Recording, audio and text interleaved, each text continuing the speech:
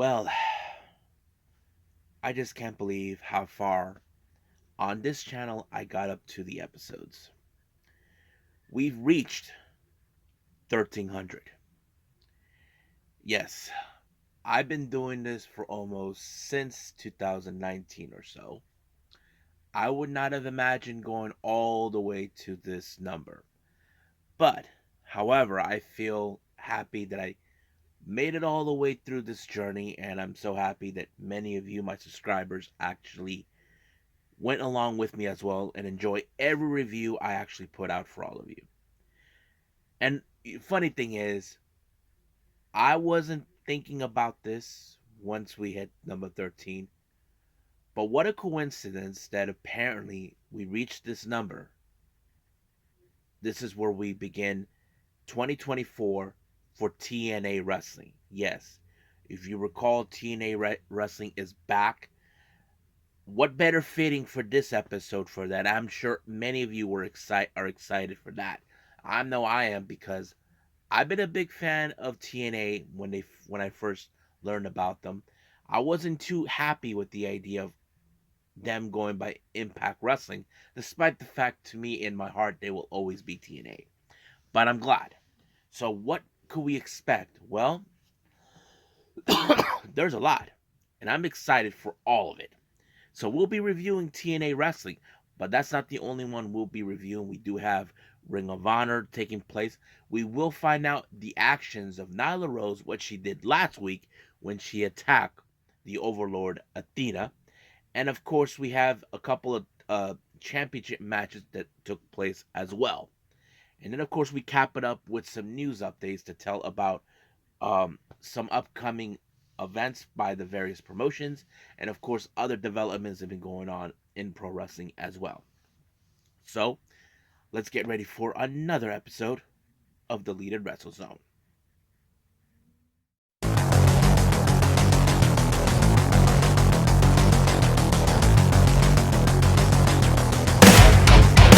Are you ready?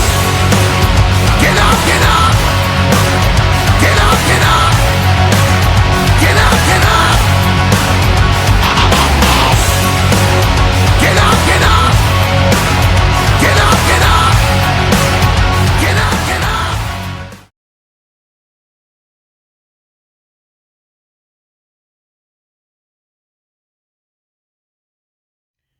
Welcome everybody to Deleted Wrestle Zone, all things that is pro wrestling with AEW, NXT, New Japan Pro Wrestling, TNA Wrestling, the National Wrestling Alliance, various promotions, wrestlers, matches, and championships. I am your host, J-Rod here. So, if you are new to the channel, welcome. This is a channel where we do a lot of pro wrestling reviews from various promotions, not only here in the United States, but also in Japan, Mexico, Canada, Europe, the UK, anywhere in the world where pro wrestling is not as big, but it continues to grow. We also do discussion videos, talk about various topics such as the wrestlers themselves, promotions, factions, storylines, whatever we want to get our hands on. We also do more news updates. If I'm unable to put it on this episode, I can put it on a separate video by itself, and also whenever I can. And we also do other cool stuff as well on this channel. So if you guys like what you see, please subscribe to us. So click on that subscribe button. You'll be getting a lot of daily reviews. Or if you like this episode, please give us a like on the like button, or give us a nice comment down in the description down below. Now, let's begin with our very first review. As I said before earlier in the start of this episode, TNA Wrestling is back. As you know, we had a very successful show at Hard to Kill this past weekend. I'm sure many of you were really happy about it. So let's begin. Our first match is an X Division showcase match. We have, that's right, the Time Splitter Kushida versus Trey Miguel versus Laredo Kid versus Mike Bailey versus El Hijo de Vikingo, and then finally Jake Something. Now, some of you may view Jake Something about, wait a minute, this guy doesn't fit the equation or the mold. That is somewhat true. We had a similar situation like this with Josh Alexander. Now, Alexander, he is not a high flyer, but we do know he's one of the most impressive technical wrestlers we have witnessed in years. However, the X Division doesn't have to be about high flying. It's about no limits. I mean, what limits do you need? You don't. I think that's what matters. No limits. And of course, there was going to be high flying everywhere. But who was going to walk out? That's the question. Look, we have Trey Miguel, Mike Bailey, two former X Division champions. Could they pick up the win and build momentum maybe to make their way into the X Division title reign? I don't know. So it could be anything.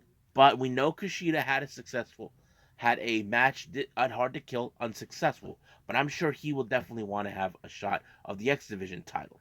But however, this match ended with, of course, the Into the Void by Jake something to Laredo Kid, and it was over.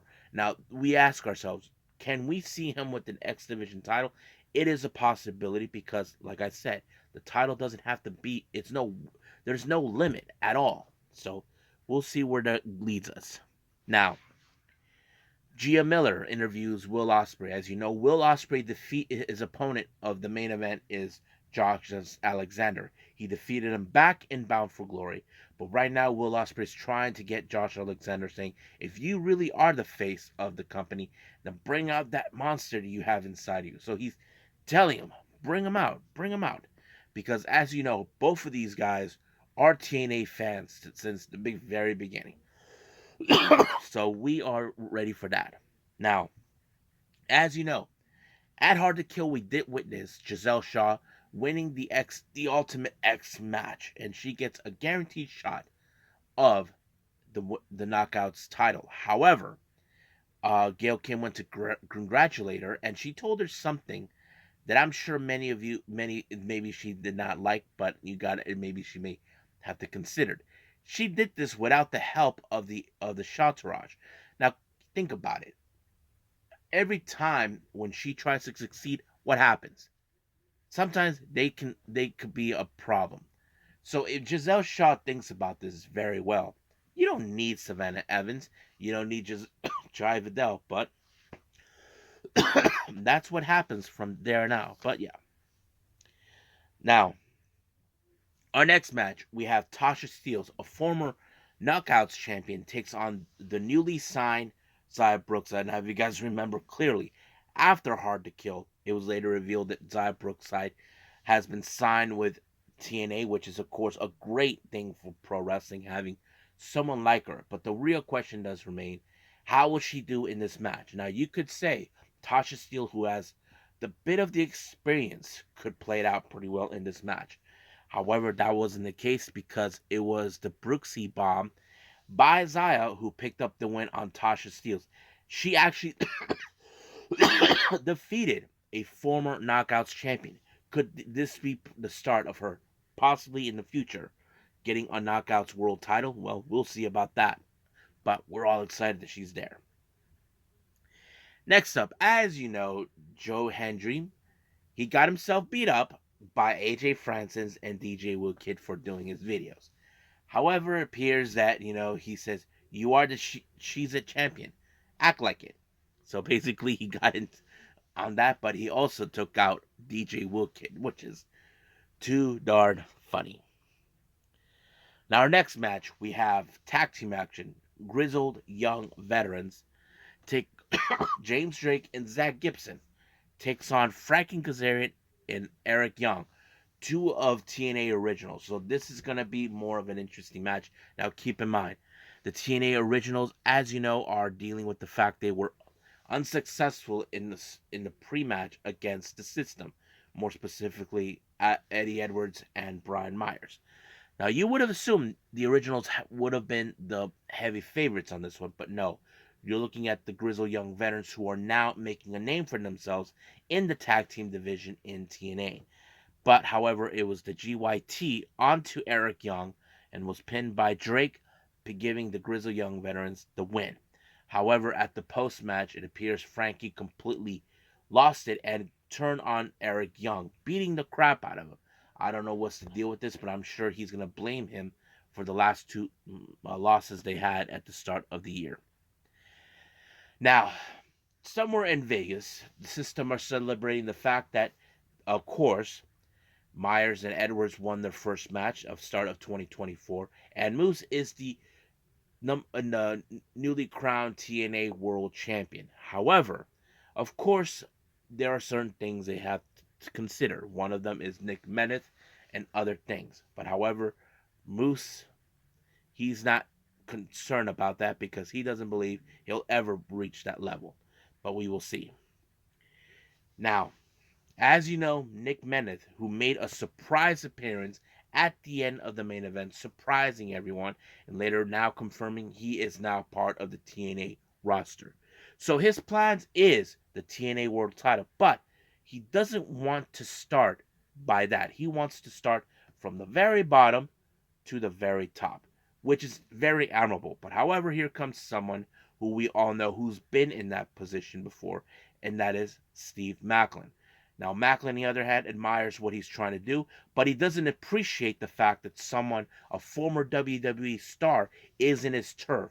And he feels that no one is going to know the name Nick Meneth because he will always be Dolph Ziggler, but Nick Meneth took him out, and that's going to be interesting. I'm sure we're going to see a feud between those two, regardless how things have gone from there.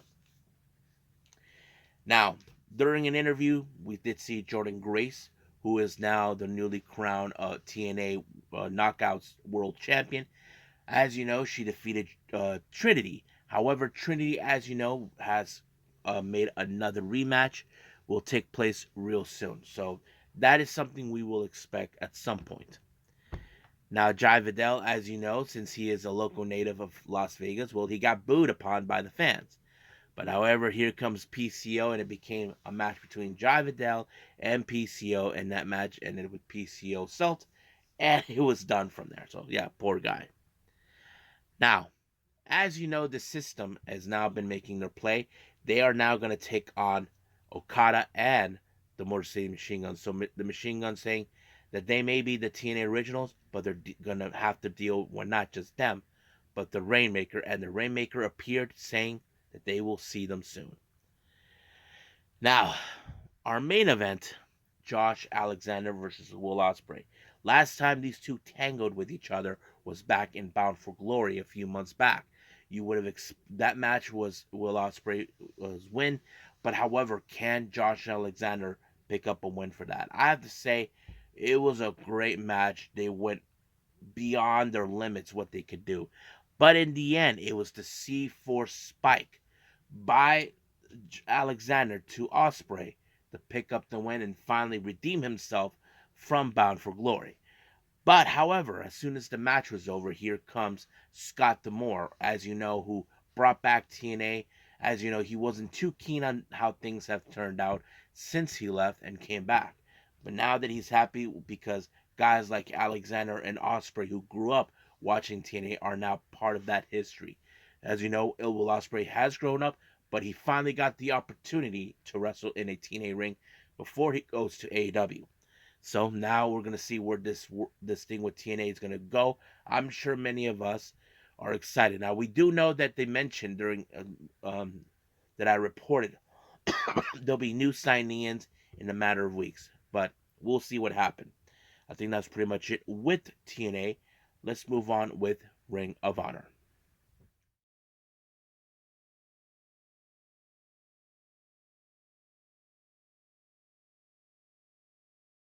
Okay, Ring of Honor. Now, for those who know, Ring of Honor normally are a pre-taped show. They normally don't do them exactly on Thursday, but however, in this particular one, they release two different show days. The first half of the entirety of the episode is from Norfork back in January 13th, and then the other ones was in Daily Place on January 10th. So we're going to begin with the Norfork show that took place on the 13th of January. But it started out with Billy Starks along with Lex and As you know, Billy was not happy about how things went down when Nyla Rose all of a sudden attacked Athena. So basically, Lexi tried to be the voice of reason, telling her, look, right now you got one thing you have to focus, and that is, of course, the ROH the women's world television title. So basically, Billy has to remain calm, knowing she cannot let Athena down over that. So that's how it goes down. Now, our opening match, of course, speaking of, is Nyla Rose taking on Erica Lee.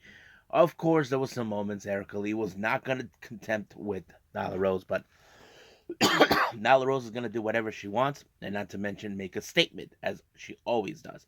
But she couldn't escape from the Beast Bomb, and Nyla Rose picked up the W right from there on. Now, the Iron Savages are now in a tag team title match for the ROH tag team titles against the Undisputed Kingdom, more specifically Matt Taven and Mike Bennett.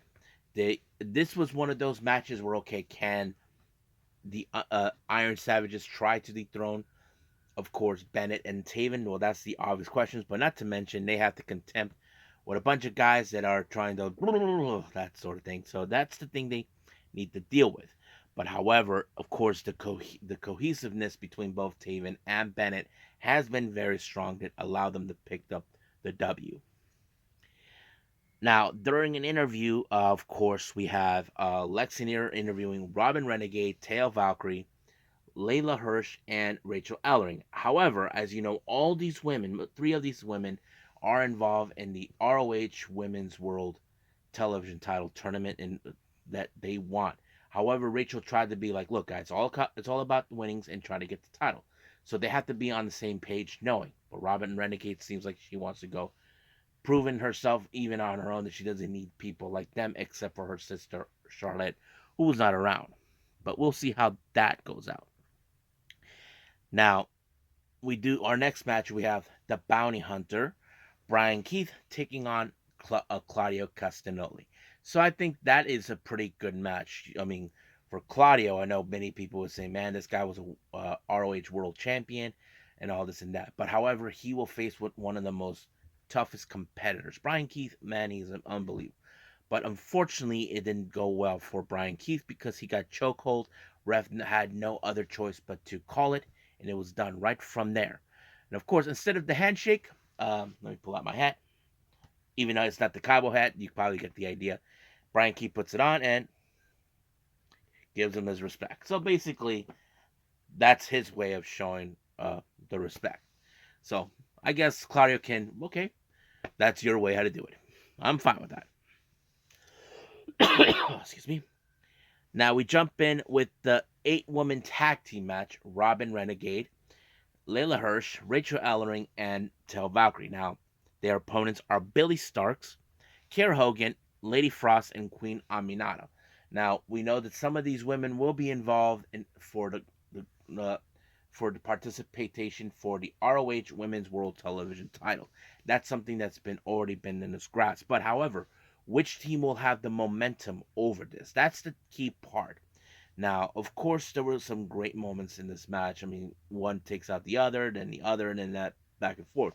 But I think the one thing is, who's going to be the one to take the fall on this one? Well, I had a feeling it was going to be Robin Renegade since she decided that she's going to be her own person. So she ended up on the Star 10 by Billy Starks picking up the win.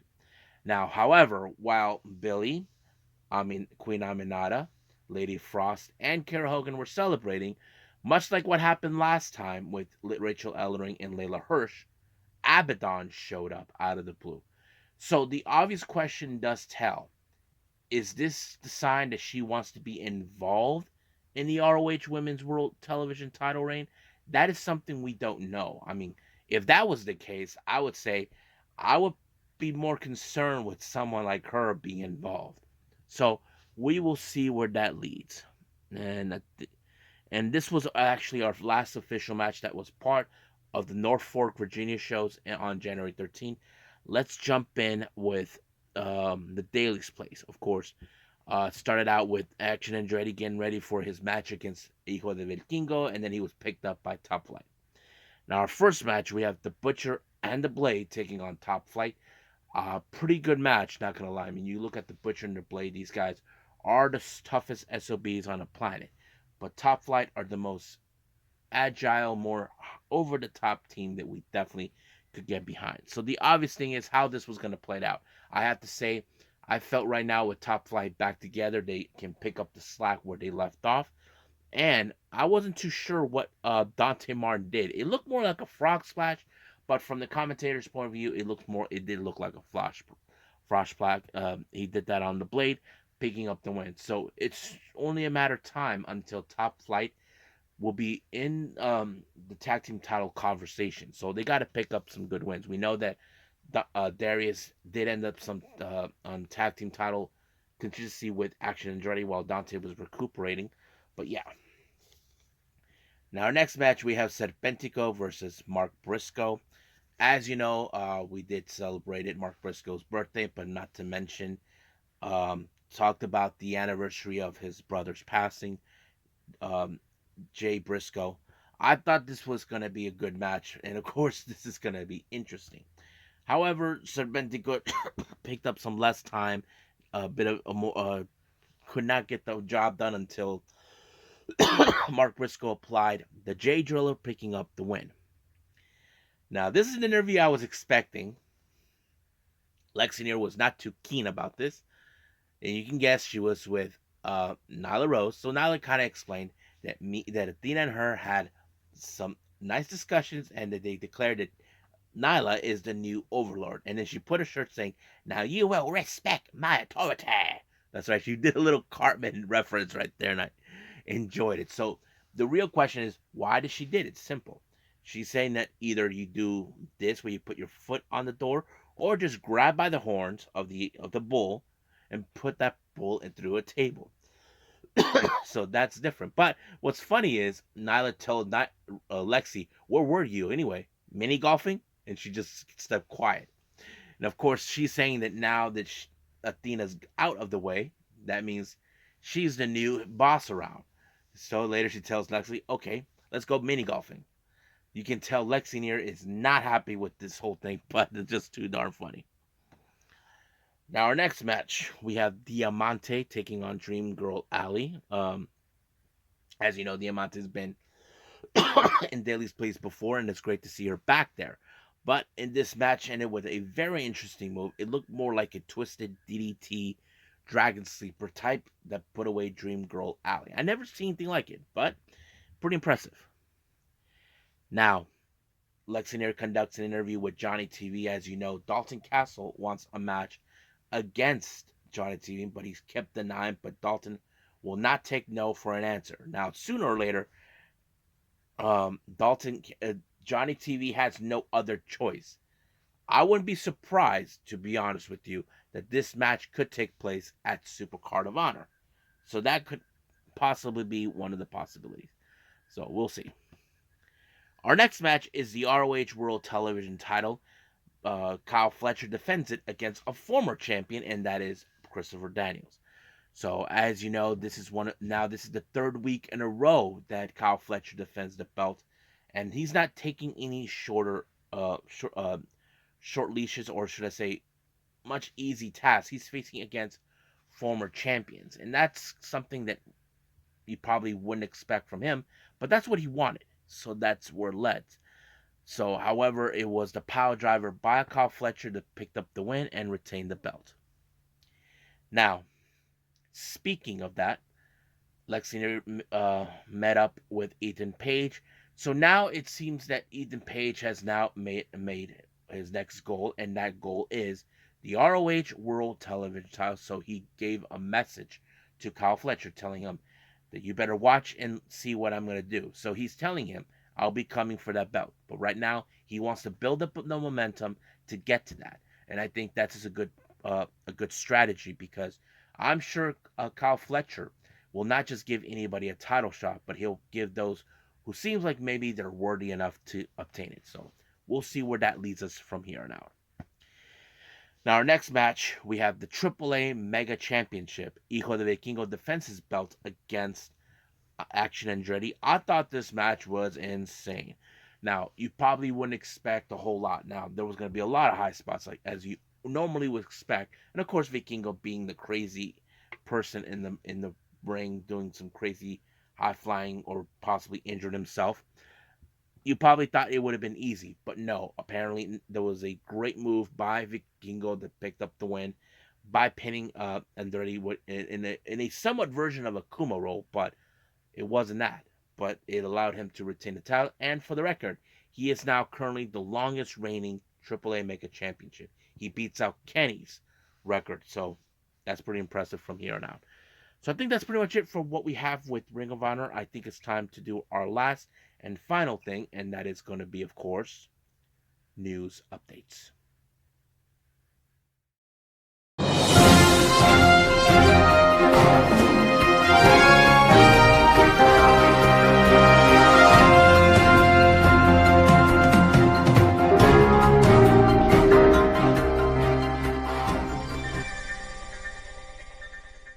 Okay, let's begin with some news updates. Now, as you know, normally when I do a Thursday wrestling episode, we have MLW. However, they have this new show called MLW Reloaded. It will not be up until Saturday, the 20th. And of course, it will be on YouTube if anybody's interested. So once it comes out, I will be reviewing it as we go. Now, let's keep moving forward. GCW has announced for the Look at Me show on the 26th of February. We do have the tag titles will be defended. Violence Forever defends a group of guys called themselves Culture Inc. I don't know who they are, but I'm looking forward to see that. Now, more with GCW, we do have the Coldest Winter 2 on the 3rd of February. We have Chris Bay taking on Man Like the Reese. And of course, another show has been announced for in March with GCW. Project GCW, we will have. They already announced for that show. But wrestlers that will participate, we have Nick Wayne, Blake Christian, Masha Snow, Nick Gage, Marsha Savage, Blake Christian, Alex Zane, Killer Kelly, and who else? I think that's pretty much it. So that will happen on the 1st of March. Now, New Japan has announced, as you know, in February, they do this thing with CML called Fantastica Mania. Now, this is something interesting that we will see. Now, those who are unfamiliarized with this, Fantastica Mania is a show where they collaborate with wrestlers from CML in Mexico. They announced that we're going to have the female wrestlers from CML, Amazonias, will be making their way, and two of them have been announced. Lluvia and La um, Jalochita. I've seen them before. Great wrestlers. But what is interesting, Stardom wrestlers will be participating in this particular match. Now, they haven't announced who, but I'm looking forward until they make the announcement. So there's going to be a lot of picks on this one. So we'll see. Now, our next announcement here, our next update here with the promotions, we have Kitsune's women's wrestling. As you know, they got the Kampai show in LA coming up on March 24th in LA. They announced they're gonna have. If you guys are from the LA area intending to attend the show, there'll be some entertainment there, and they're gonna have a taiko group. Just letting you guys know there. I'm a big fan of the taiko group. They're like drums and all that. I even tried it myself too. It was a lot of fun, but eventually I stopped due to some other circumstances.